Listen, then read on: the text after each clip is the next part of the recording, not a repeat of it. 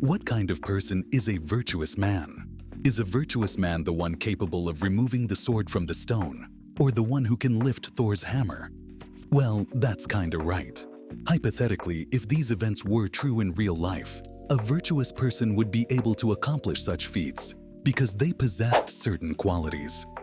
More than 2,000 years ago, a man had a somewhat similar question. He wondered what factors lead to a happy life. That man was the great Aristotle.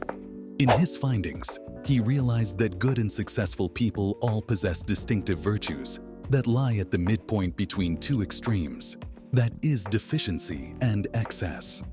In his work, Nicomachean Ethics, Aristotle explores the concept of what makes a good and successful life. He identified 11 key virtues: courage, temperance, liberality, magnificence, magnanimity, pride, patience, truthfulness, wittiness, friendliness, and modesty. Aristotle argued that each virtue represents a balanced state between two vices, which he called the golden mean. For instance, courage lies between cowardice and recklessness, while honesty is the midpoint between brutal honesty and being overly reserved. Aristotle also highlighted that virtue is not about following a guidebook, but rather finding a balanced approach in our actions and character. For example, in his discussions on conversational virtues, he noted that while some people lack a subtle sense of humor and are seen as bores, others might overdo it, becoming buffoons. The virtuous person finds balances between these two extremes, not taking things at heart, but also not taking things too lightly. So why is this important?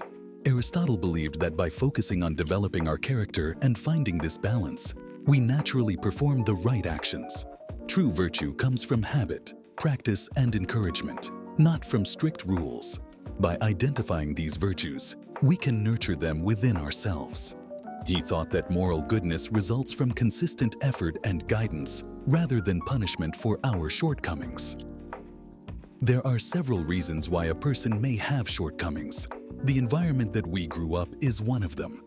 These factors may contribute to putting internal walls as a defensive mechanism. In the movie Good Will Hunting, Sean McGuire broke through Will Hunting's internal barriers by connecting with him on a personal level.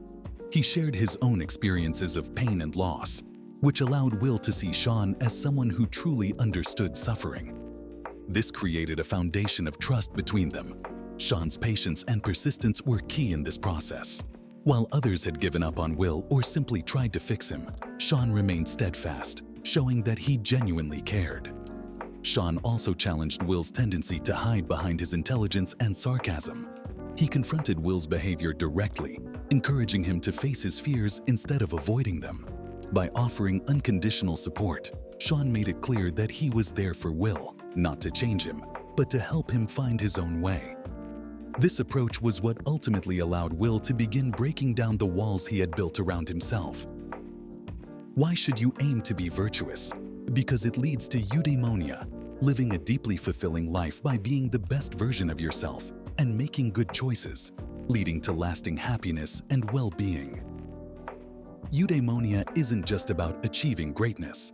It's about living a deeply fulfilling life in a way that feels meaningful to you, no matter your ambitions. Being the best version of yourself and making choices that lead to a good life. Whether your goals are big or small, living virtuously means pursuing personal growth, setting meaningful goals, and handling challenges in a way that brings true happiness.